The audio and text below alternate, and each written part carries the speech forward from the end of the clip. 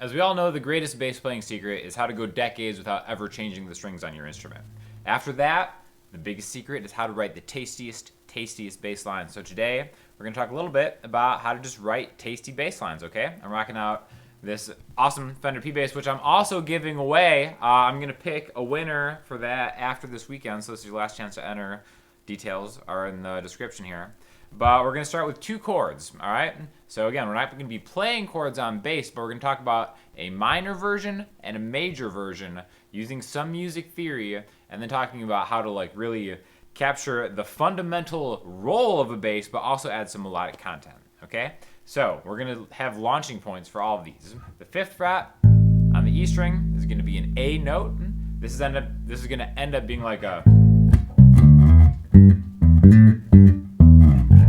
minor type groove, which we're going to do, and the 3rd fret on the E string, which is G. So this is going to be a G major type groove, okay? So, first of all, the bass's primary goal in most genres of music is to create a rhythmic low end frequency, kind of something to fill out the low end of the sonic spectrum, right? A lot of times maybe your electric guitar or keyboard or something else is filling out the high end, the drums are keeping the rhythm, but the bass has to groove but also add melodic content in what my opinion is like just cool bass playing, right? So that's what this root note is going to do. We're going to do a bar of music, and again, most bars are just 4 counts, so it's going to be like a 1, 2, 3, 4, 1, 2, 3, 4. The first secret is that 1 count, the downbeat, is always going to be the lowest note, the bass note, the root note here, okay? So we're going to do some stuff in A minor first, but the 1 is always going to be this note. 1, 2, 3, 4, 1, 2, 3, add some more. 1, 2, 3, 4, and 1, 2, 3, 4, and 1, 2, 3.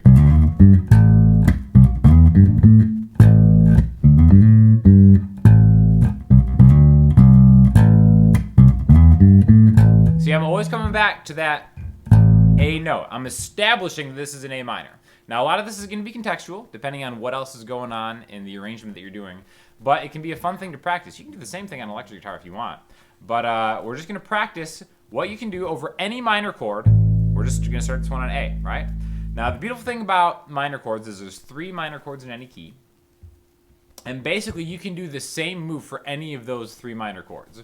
So, for instance, this run right here is basically something that you can use over any of those minor chords, all right? So I'm starting on the A. Now I'm going to lead with either my pinky or my ring finger a lot because I want to go to the minor 3rd, which is a C note, the 3rd fret on the A string. Again, this is in kind of like an A minor. So even if you don't know your scales, where this comes from, A, B, C, D, E, F, G, A, you don't have to remember all those notes, but it does help. A, B, C. That C note is the 3rd note in the minor scale, the minor 3rd of the chord that we're going to be kind of spelling out. So A to C. Now from here, 5th fret on the E string, the 3rd fret on the A string is the same interval from the 5th fret on the E string to the 8th fret on the E string. Okay, see? A to C, A to C. Now again, it's going to be a minor type groove that we're doing, so we could just do something as simple as that. 1, 2, 3, 4, 1, 2, 3.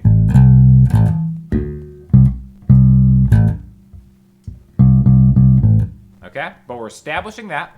Now the next thing that we can do is we're going to add just notes on the same string.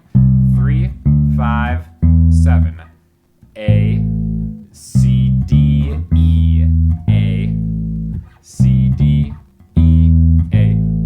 3, 4, 5, 1. 3, 4, 4, 1. Once you start thinking in numbers and how we're just taking these from the minor scale, 1, 2, 3, 4, 5.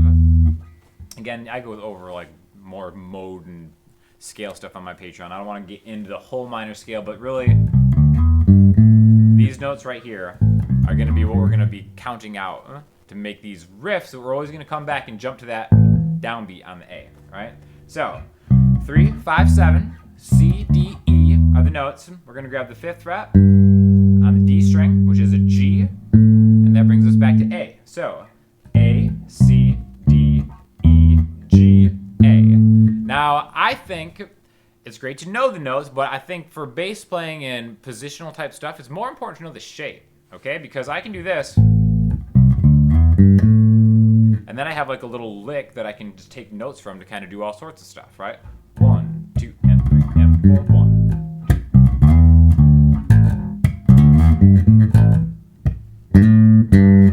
See, I'm just kind of running back and forth between those, and I'm always landing here, and then I'm just getting creative, right? It's not about memorizing other people's. Like, sometimes it's a great way to kind of start, to introduce these. I'm just going to do this right up in a row. 1.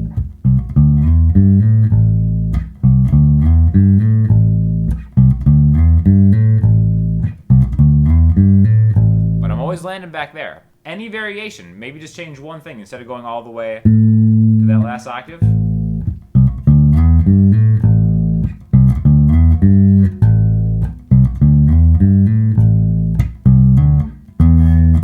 See how they're just different small variations? That's how you can kind of like build your chops and just experiment with different licks, all right? And do that with A. And if maybe it's a B flat minor or A sharp, B, C, C sharp. You don't have to know the notes in the C sharp minor scale to do that shape. Again, it's a root note. It's kind of diagonal back 2 frets, a whole step, which is 2 frets, another whole step, and then diagonal back just like the first one, and then another 2 frets. You can always do any of that mess over a minor chord, okay? Now, the same thing is true for a major chord. So we're going to go back, like I said before, to the G on the low E string. All right, so now we're going to do some G major type stuff. And the exact same thing. It's going to be 1, 2, 3, 4, back to the G. And then whatever you want to do in between.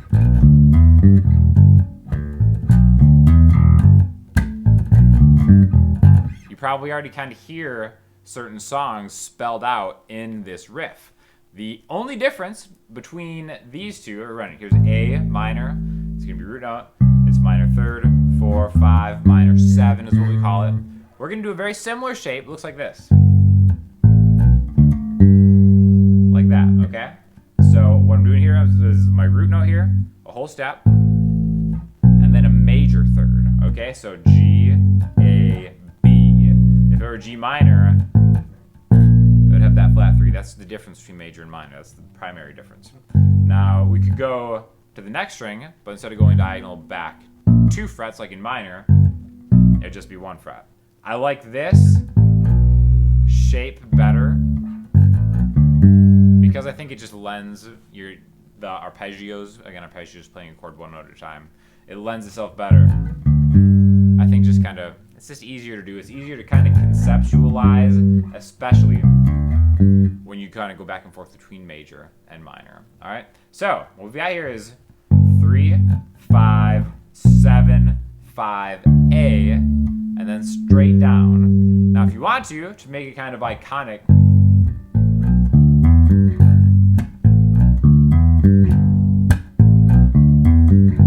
right? That's a really easy one to do. That's G, major 2, 3, 5.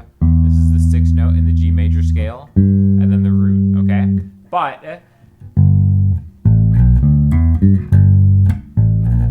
if you do that, people are going to know what song you're playing, right? Whereas I think with the minor one, there's a little bit more room for play, I feel. So I usually skip that 6th note in the G major thing, but again, it's whatever you want to do. So root note, whole step to the 5th of the chord, and then straight down, okay? Now the other thing I'm just going to quickly talk about is we can restart these shapes on the octave, right? So again, the 5th fret on the D string is G. You can do the same thing. There's the next octave. So we can start here, G, A, B, D, G, A, B, D, and then maybe go all the way back down to a G, which is the 12th fret on the G string octave, right? So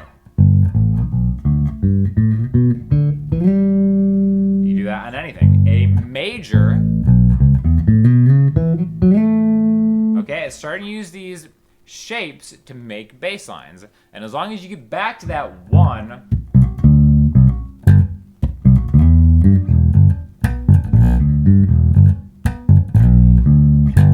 you're starting to kind of create a groove. And I think the important thing about being on the 1 on time, that's why it's great to practice drum tracks or a metronome or something.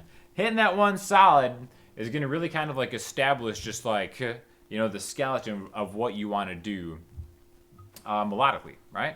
And then just kind of explore around and make up your own licks and stuff. So again, we've got A minor, A, to G major,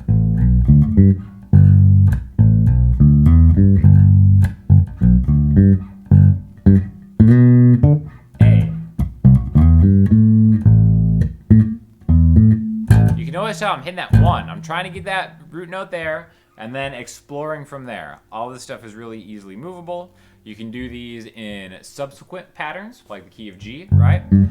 A 1-4-5, a common chord progression in G would be G major, C major, D major. Just start it here. Start it here. There's the C major, or the D. So G, C, D, G. Or you do it on the same string, right? The C would be the 8th fret. And then the D. So it'd be like G, G, C, D, back to G. So the beautiful thing about these shapes is they're all movable. It really gets you started on any major or minor chord. And I think it's just one of the great secrets to writing great bass lines. So thank you again to Fender for providing this bass guitar to teach on. And like I said, giving another one away. We're going to pick a winner probably on the Monday after this video is released. So sorry if you're watching it after the giveaway, but that's why you want to stay tuned for future giveaways, because I know I have another one with Fender coming up soon. So definitely stay tuned. And if you have any questions or comments, hit me up in the comment section, Instagram, Twitter, or the website. I'll talk to y'all soon. Thanks a lot.